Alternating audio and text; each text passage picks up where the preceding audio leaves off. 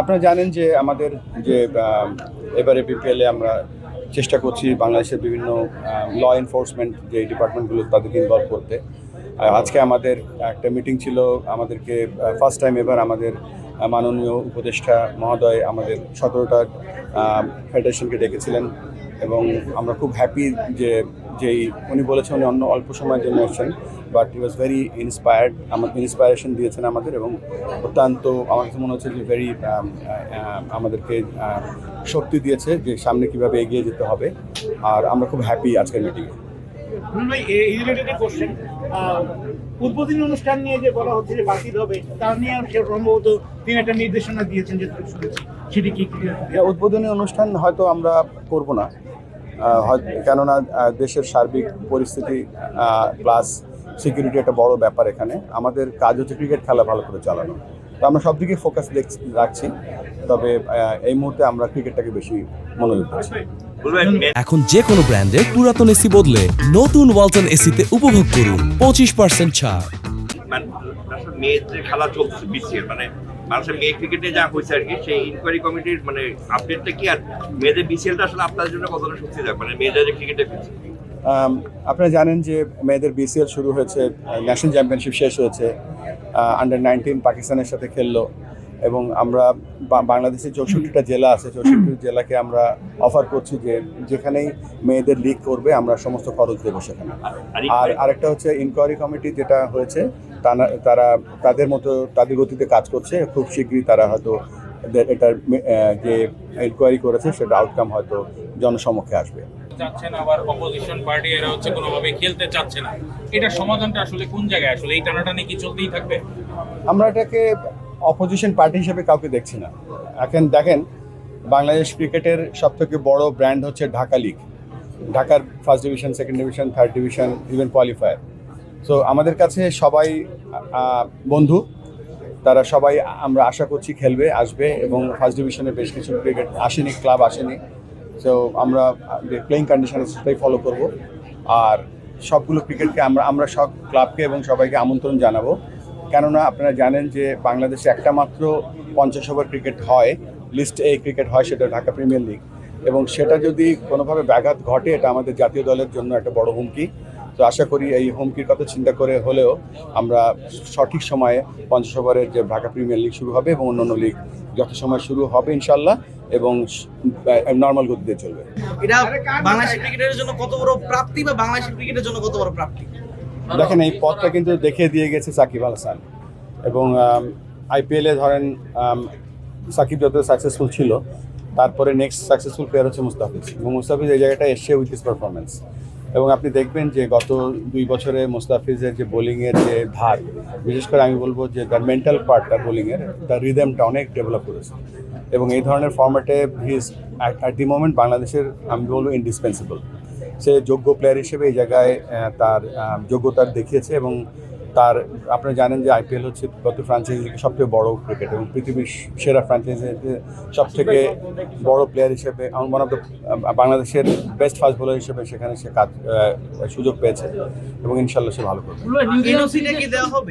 এনওসিটা depend করছে, যেহেতু আমরা অ্যাজ এ প্রেসিডেন্ট আমি ইন্টারফেয়ার করি না ডিপার্টমেন্টে, এটা ডিপেন্ড করছে যে আইপিএলের ফিক্সচারের সাথে আমাদের ইন্টারন্যাশনাল ফর্মেটে কোথায় কি আছে, কনফ্লিক্ট হয় কিনা, প্লাস ও যে ফর্মেটগুলো খেলে সেই ফর্মেটগুলোর সাথে কোনো কনফ্লিক্ট হয় কিনা। অবশ্যই দেশ আগে, তারপরে অন্য কিছু। সামনে বিপিএল আছে, বিপিএল একটা চ্যালেঞ্জ কিনা আপনাদের জন্য? কারণ গতবার বিপিএল অনেক সমালোচনা হচ্ছে, অনেক কিছু, আপনারা কি পরিকল্পনা নিয়ে রেখেছেন?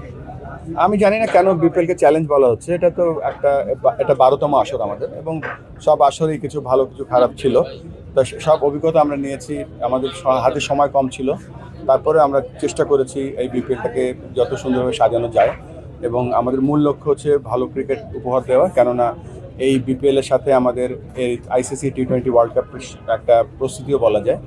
সো এই বিপিএলটাকে আমরা শুধুমাত্র একটা বিপিএল ইভেন্ট না, একটা হাই পারফর্মিং এনভায়রনমেন্ট হিসেবেও দেখছি।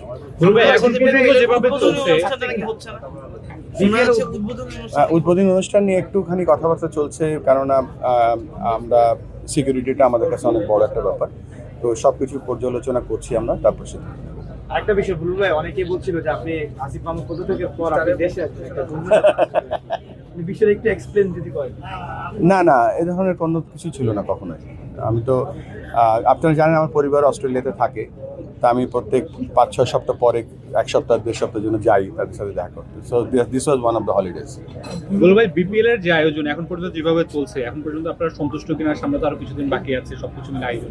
অনেক কাজ, আমাদের গভর্নিং কাউন্সিলে যারা আছে তারা অনেক কাজ করছে। আমার ক্রিকেট বোর্ডের প্রত্যেকটা কর্মকর্তা কর্মচারীরা আমাদের হেল্প করছে, বাংলাদেশের বিভিন্ন স্টেক হোল্ডার্স আমাদেরকে হেল্প করছে। তো খুব দ্রুত গতিতে কাজ এগিয়ে চলছে। রুবেল ভাই, মানে পাইলট ভাইকে জানার সাথে মানে আসলে না না না মানে যা প্রশ্ন থেকে যে খেলোয়াড়ের জীবন থেকে সে খুব ন্যাকিং ক্যারেক্টার ছিল আর কি। As a grounds committee chairman সে কতটা ন্যাক করে এটা দেন ওটা দেন। পাইলটের যেটা ইনফ্যাক্ট আপনাদের বলে রাখি, আমি ছিলাম গ্রাউন্ড কমিটির চেয়ারম্যান। পাইলটের সাথে আমার হ্যান্ড ওভার হয়েছে বাংলাদেশ, আমাদের যে শেরে বাংলা স্টেডিয়ামের যে মাঝখানে যে পিচটা আছে সেই পিচে গিয়ে আমি তাকে হ্যান্ড ওভার করেছি একদম রাইট জায়গায়। তো পাইলটের সবচেয়ে বড় গুণ যেটা, যে মারাত্মক ইনোভেটিভ। যেমন উইকেট কিপার ছিল, ব্যাটসম্যানদের ডিস্টার্ব করে আউট করে দিত, ঠিক সেই রকমই সে ক্রিকেটের এই ফেসিলিটি শুধু মানে ক্রিকেটের যে উইকেটগুলো আছে, উইকেট আউটফিল্ড আপনারা জানেন, শুধুমাত্র এইগুলো মেনটেন করতে হলে যে ধরনের ইকুইপমেন্ট দরকার হয়, এই ইকুইপমেন্টগুলো দেশে বিদেশে কীভাবে আনা যায়। এবং পাইলটের যেটা সবচেয়ে বড় জিনিস যেটা মনে হচ্ছে, দীর্ঘমেয়াদী প্ল্যান করতে জানে ভালো, এবং he has been working on this. মানে আপনার অনেক কিছু বিসিতে অনেক প্ল্যান করা হয়, কিছু কিছু ক্ষেত্রে ব্যুরোক্রেটিক ডিলে হয়ে যায়। ধরেন উনি একটা কিছু বানালেন দিলেন, তারপর আবার আরো অনেক জায়গায় ক্রস চেক করতে করতে সময়টা দিয়ে দেন। এইটা কি একটু মানে গতিটা আমার আমার এটা একটু ধৈর্য ধরতে হবে আমাদের। এই জন্য একটা সিস্টেমে এত বছর চলেছে। আমরা আপনারা জানেন যে আমরা একটা পুরো ব্যাপারটা নতুন এইচআর রিভিউ করেছি, রিভিউ করে নতুন পলিসিগুলো আমরা ইমপ্লিমেন্ট করছি। তো এই জন্য কিছু কিছু জায়গায় হয়তো আমাদের কাজের মানে প্রসেসের জায়গাটা হয়তো একটু স্লো আছে, বাট সব কিছু ঠিক হয়ে যাবে। আপনি বলছিলেন যে পূর্বাচলে যে মাটি চুরির যে তদন্তটা সেটা আপনি করবেন, এখন পর্যন্ত কতটুকু এগিয়েছেন? না, আপনি বলি ছোট্ট একটা জিনিস।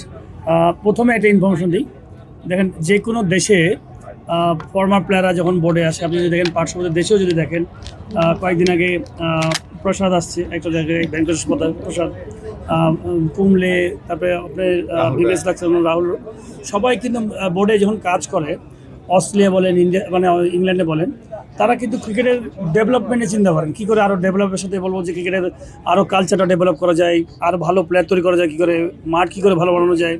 আমাদের দেশে দেখেন আমরা ফর্মার প্লেয়ার আসছি, এসে দেখি যে মাটির প্রবলেম, মাটি নাই, 20,000 সেফটি জায়গায় 7,000 সেফটি মাটি। আমরা তো আসলে বেশি তদন্ত করার মানুষ না, বাট এই যে দেখেন কত বাজে অবস্থায় আছি। বাট আমরা চেষ্টা করছি যে সামনের দিনগুলোতে যেন ক্রিকেট প্লেয়াররা যেন এবং ক্রিকেটের অবকাঠামো এবং কালচারটা যেন আমরা ডেভেলপ করতে পারি, সেই পদক্ষেপটা নিচ্ছি। আপনি যেটা বলেছেন যে এটা একটা সুন্দর আমরা একটা কমিটি বানানো হয়েছে, এবং এই কমিটিতে আমরা নিজে যেহেতু গ্রাউন্ডস কমিটিতে আমি আছি, এই কমিটি আমার থাকাটা ঠিক না, অন্য নিউট্রাল একটা কমিটি বানানো হয়েছে, যেটা খুব শীঘ্রই আপনারা হয়তো এটার একটা তদন্ত রিপোর্টটা পেয়ে যাবেন। আমি চাই যে রিপোর্টও হোক, বিকজ পুরাতনে কে কী করছেন সেই রিপোর্টগুলো দরকার।